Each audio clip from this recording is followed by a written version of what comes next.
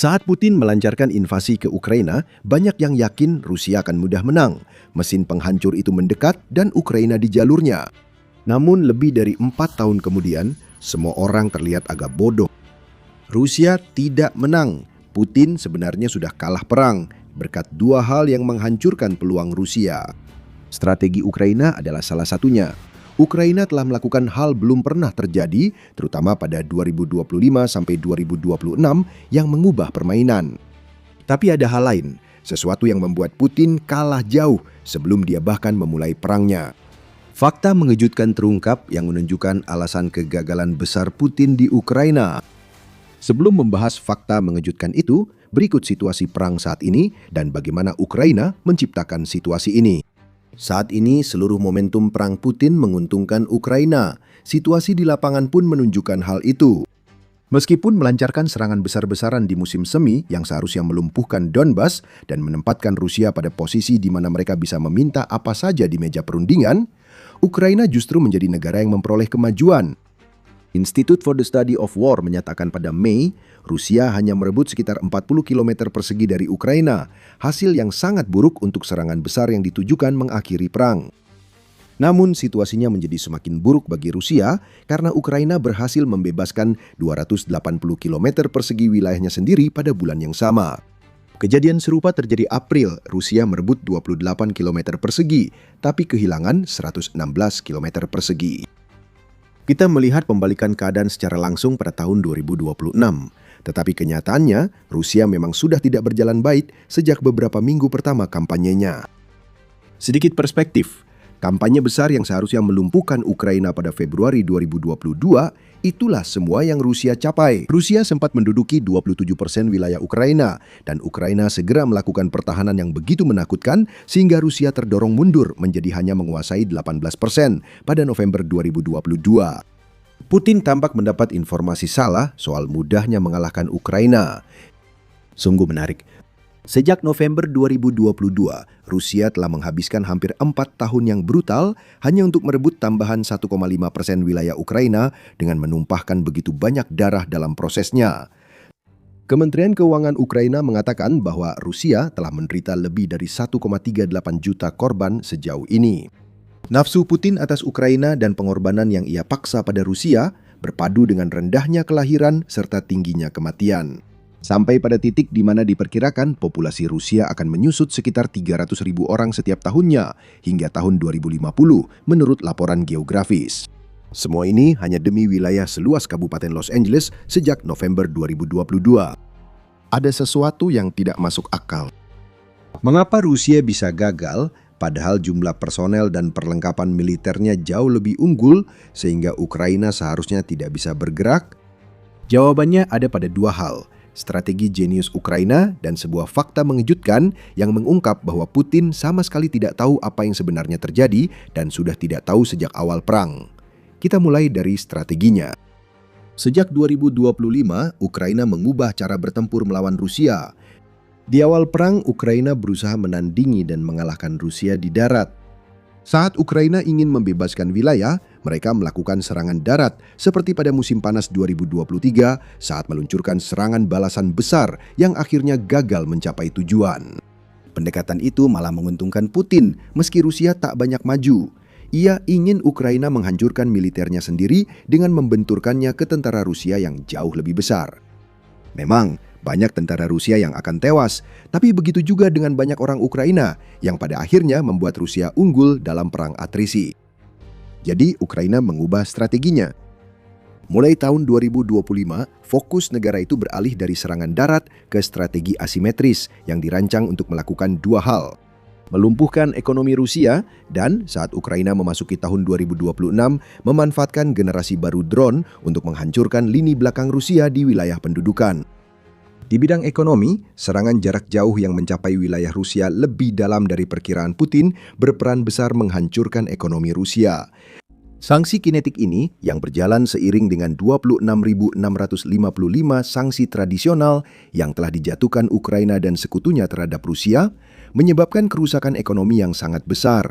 Tahun 2025 menjadi momen Ukraina benar-benar berkomitmen pada strategi ini. Majalah The Economist memiliki datanya. disebutkan bahwa Ukraina melancarkan 335 serangan yang setidaknya berjarak 100 km dari perbatasannya antara tahun 2022 hingga akhir 2024. Pada 2025, angka itu melonjak jadi 658, hampir 2 kali lipat hanya dalam setahun dibandingkan capaian Ukraina 3 tahun sebelumnya. Dan pada tahun 2026, dengan asumsi Ukraina mempertahankan kecepatannya saat ini, mereka akan melakukan lebih dari 800 serangan jarak jauh terhadap Rusia, yang sebagian besar menargetkan fasilitas minyak dan gas yang menjadi andalan Rusia untuk menjaga aliran dana ke mesin perang Putin. Dan itulah kuncinya. Putuskan urat nadi energi dan seluruh ekonomi Rusia akan kesulitan sebagai akibatnya. Dampak dari aspek strategi asimetris Ukraina ini, terutama pada tahun 2026, sangat terasa. Pada 12 Mei, Moscow Times melaporkan bahwa Rusia terpaksa memangkas proyeksi pertumbuhan produk domestik bruto atau PDB dari 1,3% menjadi 0,4% karena serangan Ukraina mengguncang sektor energi negara tersebut. Ekonomi Rusia juga mengalami kontraksi sebesar 0,3% pada kuartal pertama tahun 2023, yang merupakan perubahan tajam dari pertumbuhan yang dihasilkan oleh transformasi menjadi ekonomi perang pada tahun-tahun awal perang. Ukraina bisa mengklaim peran besar dalam banyak masalah ekonomi Rusia, dan beberapa pihak memprediksi Rusia telah memasuki tahap akhir kemampuan ekonominya untuk pulih. Institut Kiel adalah salah satunya.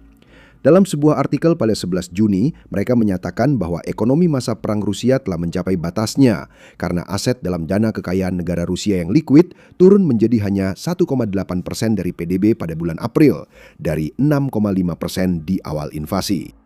Pendapatan minyak dan gas juga anjlok tajam selama kuartal pertama tahun 2026, turun sebesar 45% dibandingkan tahun sebelumnya. Itu adalah ulah Ukraina. Sulit bagi Rusia untuk menjual minyak dan gas ketika kilang dan terminalnya terbakar. Masalah ekonomi tahun 2026 ini hanyalah permulaan. Kenyataan yang dihadapi Putin sekarang adalah bahwa ekonomi Rusia tidak pernah kuat selama perang Ukraina, bahkan ketika Rusia mengklaim adanya pertumbuhan. Kremlin mengklaim bahwa PDB Rusia tumbuh sekitar 13% antara tahun 2020 dan 2024 sebelum strategi serangan mendalam Ukraina benar-benar diterapkan. Namun itu bisa saja bohong, dan hal seperti itu sering terjadi di lingkaran dalam Putin. Menurut Menteri Luar Negeri Swedia Maria Malmer Stenergaard, analisis terhadap indeks luminositas malam hari Rusia menunjukkan bahwa PDB negara tersebut sebenarnya menyusut sebesar 8% selama periode waktu ini. Ini adalah cara yang menarik untuk mengukur, tetapi metode ini sudah pernah digunakan sebelumnya. S&P Global menyebut luminositas malam sebagai indikator ekonomi penting karena beberapa alasan. Bagi Rusia, indikator ini penting karena menunjukkan aktivitas rantai pasokan dan pusat industri. Jika lampu mati, tak ada yang menghasilkan uang, setidaknya tidak sebanyak yang diklaim Rusia.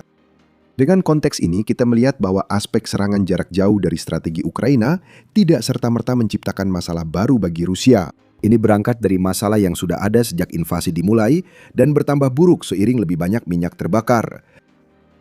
Kita pernah melihat kebohongan serupa soal angka inflasi Rusia. Pada 2024, Rusia mengklaim inflasi 10%. Itu terlalu tinggi, dan hal itu membuat Bank Sentral Rusia menaikkan suku bunga menjadi 21%, yang sangat memberatkan siapapun yang membutuhkan pinjaman, baik individu maupun bisnis. Namun, pada pertengahan 2026, Rusia mulai mengendalikan keadaan. Inflasi turun menjadi 5,2%, klaim Kremlin. Namun, intelijen militer Swedia mengatakan sebaliknya, mengklaim bahwa inflasi Rusia mendekati 15%, yang membuat kapasitas Rusia yang sudah lemah untuk belanja militer menjadi semakin lemah dari sebelumnya. Bahkan, penutupan Selat Hormuz akibat operasi Epic Fury tidak banyak membantu Rusia di sini. Harga minyak memang naik, tetapi kampanye serangan jarak jauh Ukraina telah meluas sampai pada titik di mana mereka mampu menghantam terminal-terminal yang digunakan Rusia untuk mengekspor minyaknya. Bahkan seringkali beberapa kali untuk menutupnya sepenuhnya. Contohnya, pada 14 Juni, Ukraina mengonfirmasi kembali menghantam Tuapse yang menyumbang 20% penjualan minyak Rusia melalui laut. Kita menyaksikan penderitaan ekonomi Rusia. Strategi asimetris Ukraina yang menekankan serangan jarak jauh telah menimbulkan banyak tantangan ekonomi bagi Rusia. Dan jika tidak menciptakan, maka drone jarak jauh Ukraina memperparah masalah yang sudah ada. Logikanya jelas dan mudah diikuti. Hantam ekonomi Rusia, maka mesin perangnya lumpuh. Tapi bukan hanya itu inti dari strategi cerdik tersebut. Saat Rusia menghadapi serangan udara terus-menerus, Ukraina menjalankan bagian kedua strateginya yang fokus pada wilayah-wilayah yang diduduki. Gabungan kedua taktik ini akan membuat Rusia kalah perang. Dan ingat, masih ada kejutan besar yang membuat Putin terdesak sejak awal. Kejutan besar itu mengubah semua yang kita tahu tentang perang Ukraina. Sebelum membahas lebih lanjut, ini pengingat bahwa Anda menonton The Military Show. Jika Anda mendapatkan wawasan berharga dari channel ini, tekan subscribe agar Anda tidak pernah ketinggalan video. Kami sebelumnya menginformasikan bahwa Ukraina beralih dari melancarkan kampanye darat besar melawan pasukan Rusia. Kami juga memberitahu bahwa Ukraina unggul di April dan Mei dalam merebut wilayah. Bagaimana itu bisa terjadi tanpa Ukraina mengorbankan banyak tentara untuk merebut wilayah itu?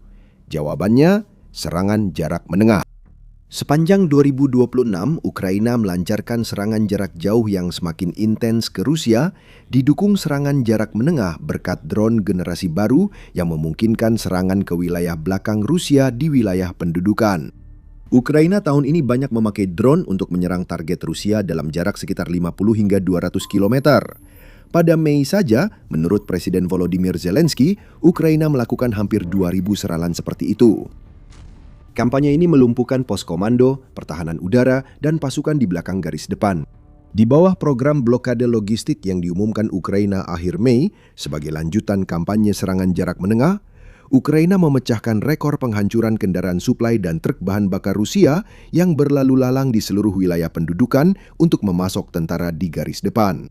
Pada Mei, pasukan pertahanan Ukraina menghancurkan 8.612 kendaraan dan tangki bahan bakar Rusia, serta melakukan serangan jarak menengah lainnya. Jalan raya, terutama yang menuju ke Crimea, berada di bawah serangan terus-menerus. Dan semua ini menambah situasi yang mengerikan bagi Rusia.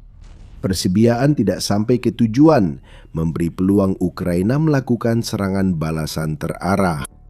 Alih-alih serangan darat besar-besaran seperti yang menjadi ciri tahun-tahun awal perang, Ukraina sekarang melemahkan Rusia dari belakang sebelum melancarkan operasi kilat di darat yang menumpas kelompok-kelompok tentara Rusia yang semakin terisolasi dan berusaha mempertahankan wilayah yang telah mereka rebut.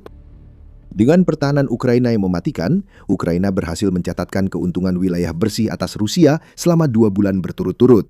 Jarak adalah segalanya dalam strategi Ukraina melawan Rusia. Dan itu adalah satu hal yang tidak pernah diharapkan Putin akan dimiliki Ukraina. Pada 2026, serangan jarak jauh Ukraina menembus 2,5 kali lebih dalam dibanding 2022. Menurut Kementerian Pertahanan Ukraina pada bulan April, itu berarti mereka mampu menghantam target-target Rusia secara konsisten pada jarak hingga 1.750 km. Itu sangat signifikan, dan itulah alasan mengapa Rusia kehilangan begitu banyak wilayah dan dipermalukan begitu parah di garis depan. Selain itu, serangan-serangan ini bukanlah satu-satunya yang dilakukan Ukraina. Prajurit Rusia harus dieliminasi di garis depan. Itulah tujuan zona maut yang dipenuhi drone FPV Ukraina. Drone pengintai dan serang jarak pendek terus berpatroli hingga 30 km di luar garis depan, memburu prajurit dan peralatan Rusia yang mencoba mencapai garis depan untuk melancarkan serangan. Ini jelas akan berujung bencana. Ambil satu sentuhan, merusak ekonomi Rusia. Tambahkan sedikit serangan jarak menengah yang menghancurkan wilayah belakang, dan gabungkan dengan dosis besar serangan drone FPV terhadap prajurit di dan sekitar garis depan, hasilnya adalah perang yang sedang dijalani Putin dalam posisi kalah. Kita sudah bilang, Putin kalah perang sejak awal. Tahun 2026 menjadi puncak strategi Ukraina yang dijalankan selama setahun. Namun, masih ada satu pengungkapan mengejutkan yang perlu dibahas.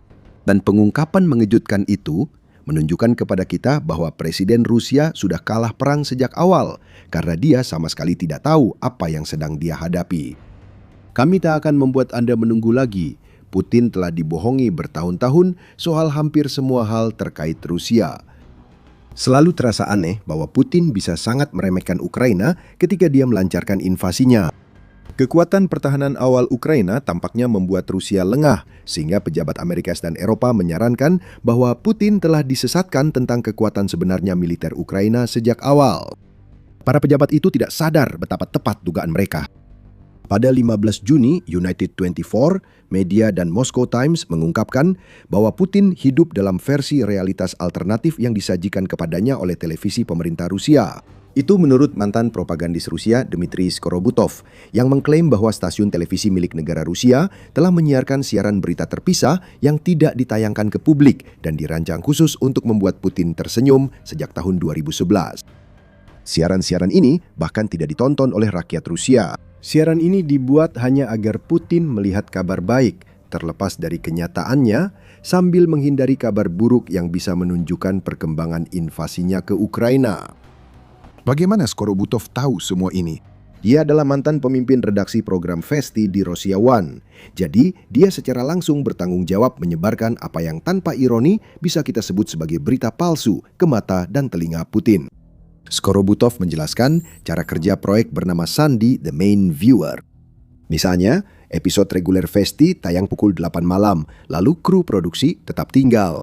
Kami diberi instruksi tentang berita apa yang harus dipertahankan dalam siaran itu, apa yang harus ditambahkan, di mana harus memperindah, dan apa yang harus dihapus agar Putin nantinya akan diperlihatkan gambaran ideal tentang indahnya Rusia saat ini. Dengan kata lain, bahwa dia adalah presiden yang begitu baik. Putin telah diisolasi dari kenyataan dengan cara seperti ini selama bertahun-tahun, kata mantan propagandis itu. Tiba-tiba, banyak hal soal perang Ukraina jadi masuk akal. Dengan asumsi program ini masih berjalan, berarti Putin tidak pernah melihat berita tentang kegagalan Rusia di Ukraina atau hal lain yang bisa membuatnya marah sejak sebelum perang. Dan tampaknya pemalsuan ini melampaui program berita khusus yang dibuat untuk Putin. Pada 29 Mei, Suara Baru Ukraina melaporkan komandan militer Putin memberikan peta palsu yang melebih-lebihkan pencapaian Rusia kepada pemimpinnya guna menutupi kenyataan bahwa serangan Rusia melambat dan kehilangan wilayah. Kepercayaan diri Putin soal dominasi Rusia kini tampak sangat berbeda. Tuntutan merebut Donbas sebelum September mungkin bukan karena kesombongan, tetapi karena ketidaktahuan akan buruknya kondisi Rusia di sana. Saat Putin menyatakan Rusia telah merebut Pokrovsk dan Vovchansk pada akhir 2025, meski kedua kota itu belum jatuh, mungkin dia mendapat info dari para komandan tentang keberhasilan tentara Rusia. Pada 13 Juni, Putin mengklaim tentara Rusia tak bisa mengangkat kepala karena drone Ukraina, seolah itu penemuan baru, padahal kenyataan itu sudah ada bertahun-tahun. Apakah informasi ini berhasil melewati jaring kebohongan yang disusun di sekitar Putin, sehingga dia baru sadar drone mungkin jadi masalah di Ukraina? Kita tidak bisa tahu pasti, tapi yang jelas Presiden Rusia sudah lama memiliki gambaran realitas yang salah tentang Ukraina, Rusia, dan hampir semua tempat lain. Kini, saat komandan dan propagandis Rusia tak bisa lagi menutupi situasi di Ukraina, Putin mungkin mulai melihat kebenaran. Rusia sudah kalah sejak awal dan Ukraina kini kian menekan Rusia. Hal itu membuat Putin takut dan putus asa. Putin mungkin mulai sadar Rusia kalah di perang Ukraina di banyak lini. Jangan salah paham, itu bukan berarti dia tidak berbahaya. Kesadaran itu justru bisa membuatnya makin tak terkendali karena ia mencoba memperluas perang dari Ukraina ke wilayah NATO di Eropa. Penghinaan ini mungkin terlalu berat untuk Putin, sehingga ia menolak perdamaian dan memilih bertarung habis-habisan daripada menerima kekalahan akibat kecerdasan Ukraina, ketidakmampuannya, dan kebohongan para penjilat selama lebih dari 1 dekade. Bahaya ini berasal dari keputusasaan, jadi tidak akan bertahan lama. Dengan masalah Rusia yang memburuk, sekutu Eropa Ukraina bisa memperparah situasi lewat sanksi baru dan dukungan lebih besar, sehingga ekonomi Rusia makin tertekan dan Ukraina mendapat hasil lebih baik di medan perang. Kerugian Rusia yang terus meningkat, ditambah dengan perekrutan sukarelawan yang kurang memadai, sudah mendorong Putin semakin dekat ke mobilisasi, yang akan menjadi langkah yang sangat tidak populer dan bisa saja menjadi pemicu bagi rakyatnya untuk akhirnya membelakanginya. Jika Putin ingin menghindarinya, dia harus mengurangi aktivitas militer Rusia, yang berarti mengakhiri invasi yang sudah goyah atau membebani ekonomi yang sudah rusak, sehingga menambah kesulitan dan penderitaan rakyatnya. Putin kehabisan pilihan, tetapi obsesi yang mendorongnya berarti dia sudah tidak punya jalan keluar lagi. Putin kini sangat membutuhkan Ukraina. Ia berjanji Rusia akan menguasai Ukraina dalam beberapa hari. Dia salah. Selama lebih dari 4 tahun, Rusia telah dipermalukan dan dipukul mundur untuk disaksikan dunia. Kini Ukraina punya strategi jitu untuk mengalahkan Rusia selamanya.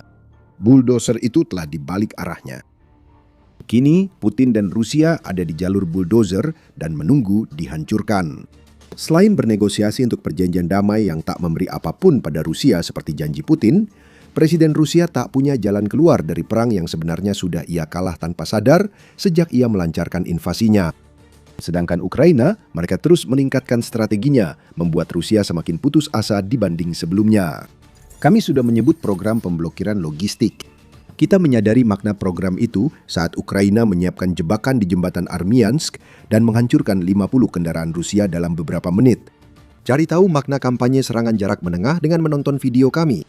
Dan jika Anda menikmati video ini, jangan lupa untuk menekan tombol subscribe agar Anda bisa tidak ketinggalan video berikutnya dari The Military Show.